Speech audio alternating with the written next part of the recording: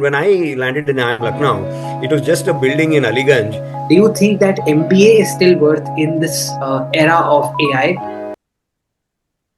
Hello, everybody. Welcome to the MBA Litmus channel. This is your friend and guide Sudhanshu, and today we have somebody very special, someone very knowledgeable, and someone who has answers to all your queries with respect to AI disrupting MBA. That is the agenda for our discussion today. And in this session, I have the privilege and honor of inviting Mr. Navin Rao.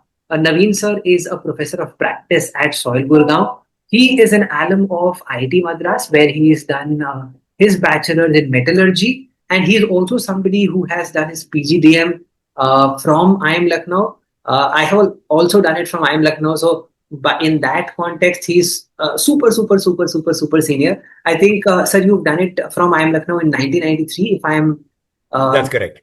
right. That's correct. I was I was part of the seventh batch. Seventh batch. Oh, how amazing. I was the 32nd batch. So I graduated in 2018. So you are Right. obviously 25 years ahead of me. And therefore, a lot of questions that our viewers have can be better answered by Naveen sir. Naveen sir also has an experience around 26 years into a lot of top organizations, be it Maruti, be it JCB, be it CNH, be it IKEA, and has vast experience in the field of operations, supply chain, leadership, and service business leadership as well. So, welcome, sir. Welcome to the podcast. I'm hoping that you are keeping well. And before we actually dive deeper into the discussion, sir, if you could tell us about your journey from your lens. How have you seen, the entire MBA journey and the industry and the life over the next 25 years after your MBA? Right. Thank you, Sudhanshu, for having me on. I assure you I'll answer to the best of my abilities, but I may not have all the answers. And sometimes age is a benefit and experience is a benefit. Sometimes it's a disadvantage. In fact, a lot of young people, I would say, probably have an advantage because you're wearing new lenses. You're all digital native people, unlike some of us. So it's going to be a mix, but I'm happy to share what I know. And I think first off the cuff, I would like to say that when I did my MBA, I did it right after engineering. Okay.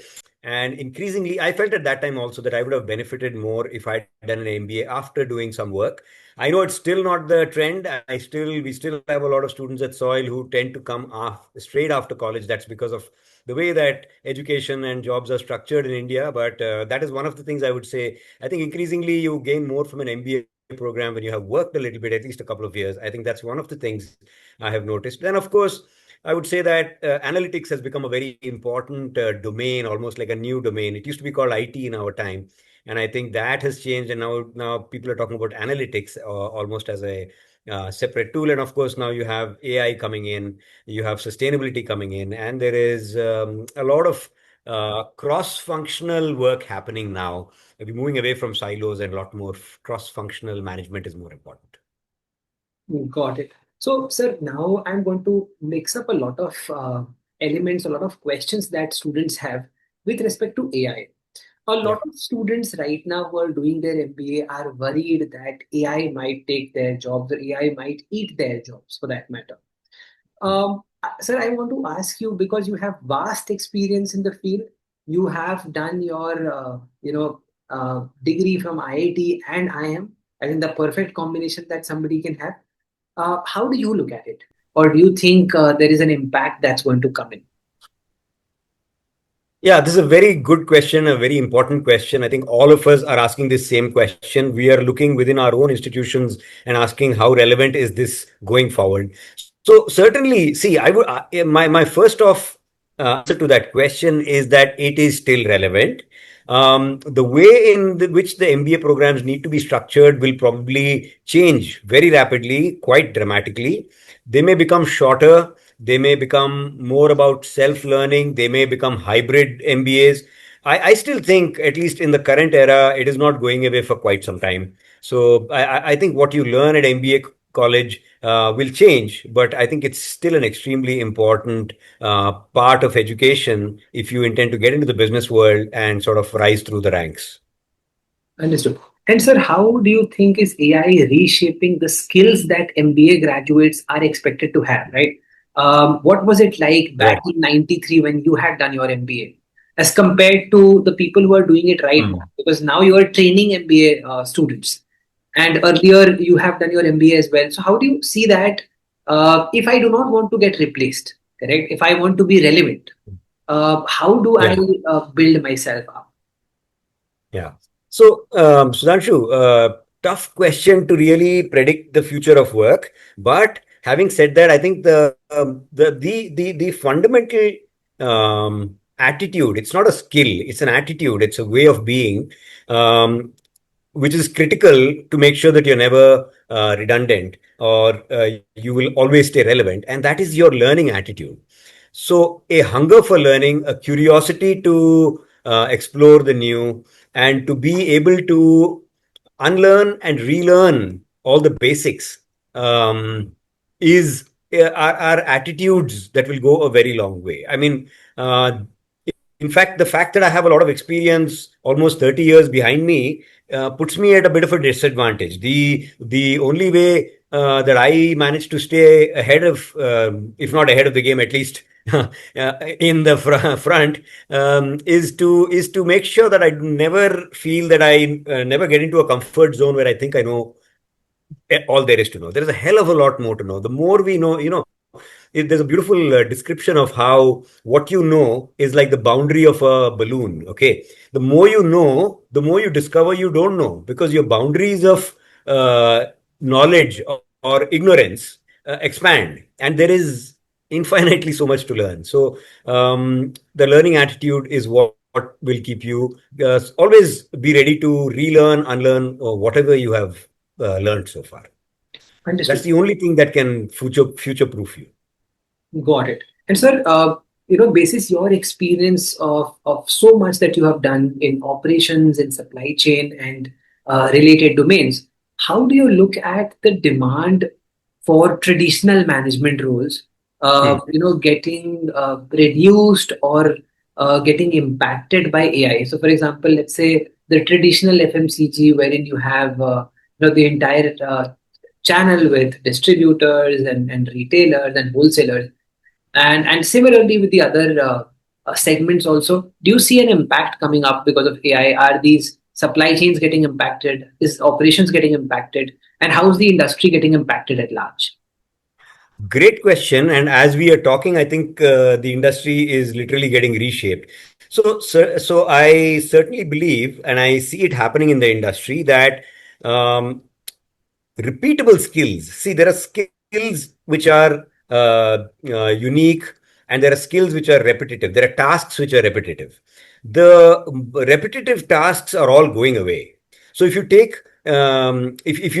a distribution supply chain, there's going to be people, there's going to be many people, there's going to be many hub and spoke. I don't think the hub and spoke model is going to change, right? You still do need to, with a vast country like India with 1.4 billion people, you will not be able to distribute from one point in any case. You will still need the hub and spoke. You will still need the vehicles, the logistics, the warehouses. It'll have to be a lot more efficient. And a lot of manual repetitive processes, including placing orders, reorder points, planning warehouse, planning inventory levels, a lot of the work that was earlier repetitive but involved people, and managing those people will become replaced by software, by AI, and so on. But I suspect the physical infrastructure needs will continue to be there. Similarly, in marketing, in sales, in finance, a lot of jobs tend to be repetitive. Maybe if you just take the domain of finance, okay, creating, balancing the books. I mean, what do accountants do? I mean, throughout the year, they are balancing the books, they're making entries, and a lot of that, I think, a lot of that kind of work, which is hard grunt work, may get replaced. So likewise, in every domain, I think the repetitive work is going to get replaced, but a lot of the people management will still be required. The ability to work across functions will be required. Leadership skills will still be required, and your ability to make sense, to ask the right questions, to even with the availability of AI to support decision making. Essentially, AI is a decision support tool, but you still need to make decisions. I don't think you can. We are not at the stage we can trust AI to take decisions. So that those kind of jobs will still remain. Understood. Sir, also we are living in an era of layoff. People are living with insecurities. There has been so many layoffs over the past couple of years, and has been with the top recruiters in the country and outside. Do you feel that AI is responsible? That is my question to you. And a follow up question on that would be: do you think that the entry level jobs, which are more repetitive, which is basically carrying on your thought process, the entry level jobs are more repetitive in nature, but while you move into to the senior roles, right, you are more into people management, you are more into delegation of tasks, you are more into cross functional work, right, and that is something which still remains relevant. So do you also think like that? So yes, a lot of entry level jobs which are repetitive in nature will get replaced. However, there are certain entry level jobs which are not repetitive. Literally every project, a lot of work is being done in organizations these days through projects. Every project is unique. So project management is a skill that, unlike other skills, it needs you to be active, alert, and aware of, because literally every single project in the world is unique. No project has ever been done before, in the sense that that's the uniqueness of. So every project is literally unique because it has different people, it has different circumstances, it has different start and end points. So project management, for instance, it's not a repetitive task. It's going to be extremely difficult to get AI to manage projects, for instance. So there are going to still be jobs, including certain entry level jobs, that will remain, but a lot of them will go away, particularly if they are repetitive and easy to automate. Absolutely. Sir, is it also safe to say that since after an MBA, people generally skip the entry level jobs and they effectively move into more like a middle management or senior management kind of a role? And therefore, the chances of replacing them with AI becomes a little less, or maybe way too less. Do you agree with that thought? Do you believe that an MBA therefore makes it more safer for the people to get replaced because they are getting entry into the mid-level senior management roles? Good point. I think that you raise a good point. So actually, if I rephrase your question, or sort of reinterpret your question, essentially you're saying that a lot of graduate level, many companies go to just graduate level jobs. And so organizations could go to engineering institutions to hire people for coding. So coding jobs are going away very rapidly, that we are aware of. And you're also right that MBA, the addition of an MBA degree helps you at least make one jump on the level at which you're entering. To that extent, yes, a lot of the coding kind of jobs are going to go away. So an MBA is going to be definitely an added benefit for you to make that leap. But having said that, I don't believe that engineering graduates are going to become redundant, because I still believe that they have a lot of value to add in terms of the research and the science and technology, which still has a very long way to go. Understood. Sir, also to build up on that point, for a lot of people who are now in the journey of their MBA, either preparing for it or who are inside their MBA journeys, what would you recommend to them? In terms of AI, what is it that they should learn? What is it that they should do to safeguard them, from getting replaced or being redundant in the future? Yeah, that is exactly the question we are constantly struggling with today, Sudhanshu. And I would say that, of course, you can't ignore AI. By all means, use AI to be able to work smarter, but don't stop using your brain. There's a big risk, and I see it very often, even including in classrooms, where we try to teach something, we try to give assignments. And the purpose of giving an assignment to students is for them to exercise their minds, to explore vast amounts of data and come to conclusions and sort of present it in their own words. Now, you could use AI to short circuit this whole thing and develop a great presentation. But now, if you haven't processed that information through your mind, you have used AI to submit this and used it to get marks, you have not exercised your brain. The MBA program, the case studies that we teach you is an exercise. It's like saying, I wanted you to go do 10,000 steps a day. I wanted you to do 200 push-ups today in order to strengthen your body. And you mess with your app and come back with an app with a answer that proves that you have done all this, which you haven't done actually. You haven't exercised your brain. So when we ask, sometimes it happens, it doesn't happen all the time, but sometimes students, you ask them to explain what they are presenting, and they're not able to talk about it with confidence or clarity. Now, even if you were to use it to help you in your assignment, you still do need to use your brain to understand and be able to talk about it intelligently and be able to convince the people who actually take decisions. So when you go for an interview, you haven't gained. So super important that you find the right balance of how much AI to use, when to use it, and make sure that you use it in conjunction with your own intelligence. Don't don't fall into the trap of depending too much on AI. Got it. Understood, sir. Also, from your vast experience, if you could give a sense of, for example, for a lot of people who are now getting into MBA, right? Where do you believe the maximum impact can come from? If we are, let's say, talking about engineering, graduates getting into an MBA, or let's say a BBA graduate getting into an MBA, or a commerce graduate getting into an MBA, right? Do you think that AI impacts each one of them differently? Or, do they have to shape up their journeys separately? How do they plan, their MBA and combine AI to effectively become a foolproof manager in the future? No, the way I see it, AI is sort of leveling the playing field, as in, if engineering students tended to earlier have a lot of advantage. In my time, I think 80% of MBAs used to be particularly clearing the exams, and so there was a huge dominance of engineering students in MBA programs. I think that's changing in a sense. I think there is a bit of a leveling of the playing field, and I think there's a massive value in the diversity that I see in classrooms today. There are a lot more non-engineers, people from diverse backgrounds such as BCom and BBA. Now, so I think that there's a certain level of the playing field that has taken place as a result of AI, not just AI, but other factors, technological developments, which make ensure that programming skills and that kind of the highly deep analytical skills are not so important, because a lot of that grunt work can be taken care of by computers. So no, but your question was, am I answering the right question? So you asked, Yes, can you repeat the question? yeah. Yeah. So my question was, for example, how do you How do they prepare? how do they shape up differently, because of the domain? Yeah.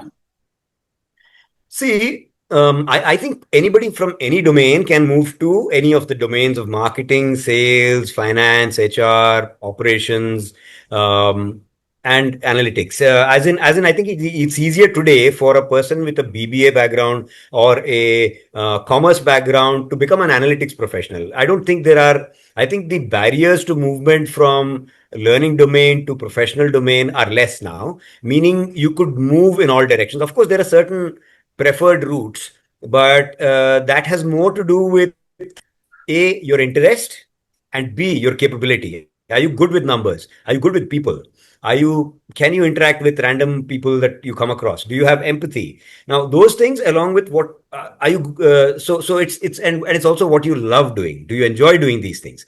Now, combination of these two is what should drive your career choices, your domain choices. And I think there is more freedom of movement across from education background to different domains. Understood. Sir, you have been training at Soil also. You have vast industry experience. You've done your MBA from IIM Lucknow, and in the initial conversation you talked about the MBA, the curriculum to be revamped with respect to the disruptions which AI is bringing. Do you think the top B schools are bringing in that change? Do you believe that is something which you are able to see as a faculty yourself? No, I think we're all. I think India, particularly as a nation, when I look at the academic world, I'm honestly quite impressed. I mean, I have been talking to a cross section of people, my colleagues across, and everybody is really enthusiastic and learning. In the beginning, there was definitely some diffidence. All of us thought, "Oh my God, it looks like AI is going to take our own jobs over because AI can start teaching at some point." But I think we've all taken out. I think we're very people as a people. I think we in India have this amazing ability to really latch on to whatever is new and sort of run with it. I mean, even if it means we lose our jobs, it's okay. But everybody is like getting onto the bandwagon very rapidly. So to answer your question, I do believe that most top level MBA institutions are revamping their curriculum, including us at Soil, and we are introducing techniques that enable us to leverage AI to make our courses more holistic, more better at getting good student learning outcomes, and also enabling our students to learn how to leverage AI in their learning journey. Sir, a lot of people who are going to complete their MBA journeys today or in the next couple of years would also want to know from your experience, is the journey rewarding after MBA? So, you've spent 25 years after MBA. Do you think it's worth it? Do you look at it as a rewarding journey? A lot of people only look at the CTC, but how do you look at? You've spent 25 years after your MBA from a top B school. No, good question. I certainly feel very good even today when I look back at my MBA days, and I think it was one of the best, most, the biggest, the steepest learning curves is how I would put it. It was one of those points in time where I I went from being a college kid to a potential manager.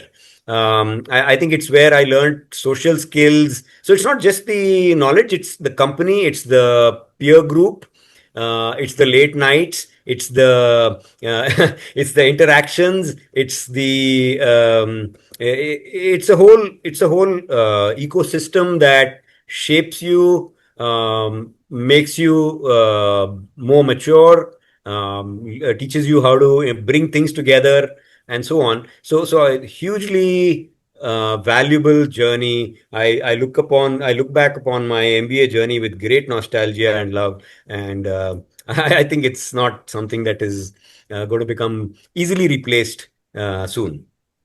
Understood. Sir, again, coming back, and this is a question not from the viewers, but from, myself, coming from IIM Lucknow myself. Was it so competitive? How did you go about that? Yeah, I think in my time, CAT was certainly very competitive. If I remember, in those days, we had something of the order of maybe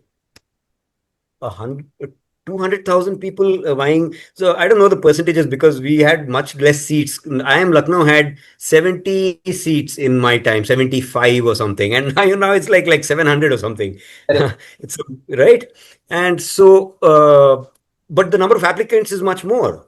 Right. As a percentage, it may be a little better because we have a lot of institutes with a lot more seats, but still, it was extremely competitive. And but the other thing is that and with a few classrooms that we used to affectionately refer to as cowsheds, where we used to study, and then we were there in the first year, and the second year we moved to the big campus in what is now called Prabandh Nagar.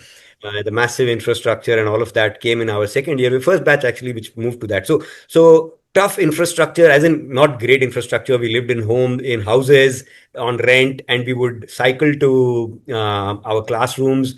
We would work late night assignments, and we would. It was a very much more from a physical infrastructure point of view. It was a tougher game, and but it was super fun. We had a lot of fun learning, and I think the infrastructure is much better right now. I think you have much more faculty, much more facilities, which improve your learning environment, as it were.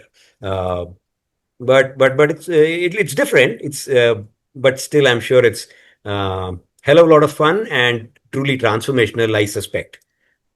And for all the people who are getting into the MBA, who are preparing for CAT and such examinations, what would Yeah. be your 2 cents to them?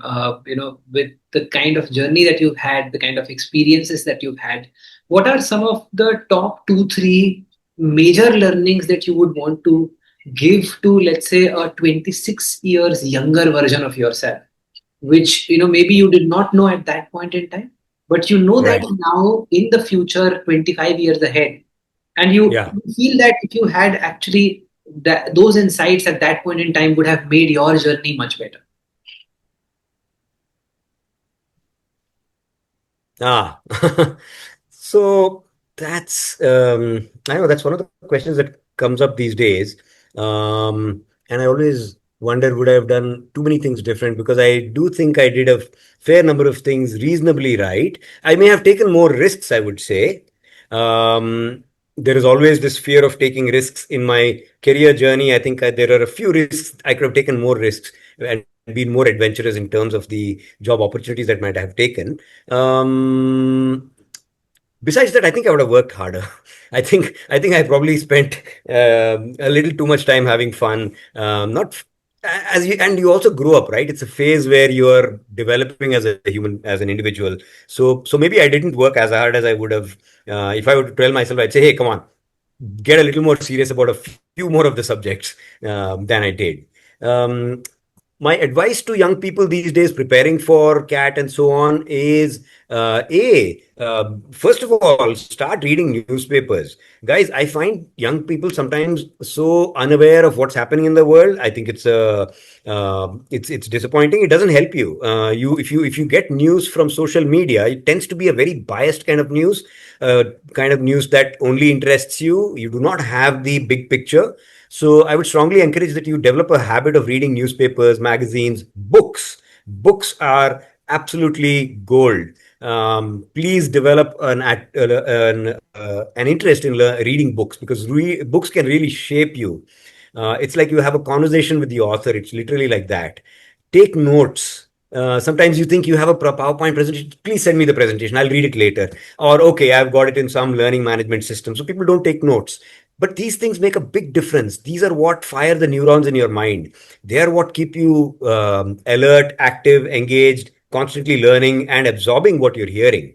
So take notes, read newspapers, absorb media of different kinds, read books. I think these are some of the things that young people will greatly benefit from. And this indulging in these, and of course also indulge in a passion. Have your own hobby. The left brain and the right brain need to work together in tandem, and there is a incredible firing of neurons that takes place when you activate both of them at different points in time. That's what keeps your brain sharp, keeps you learning, and makes you creative also as a person. Helps you become much more creative, making connections which other people don't see. Understood. Thank you so much, sir. It was very enlightening. Thank you for your time and for all the inputs that you have shared with all of us. I want to thank you for the entire team at MBA Litmus, for all the students who are going to watch this session. I'm going to thank us later. I'm going to thank you on their behalf as well. Thank you so much, sir, for joining in and sharing your valuable time with us. Thank you, Sudhanshu. It's an absolute pleasure talking to you.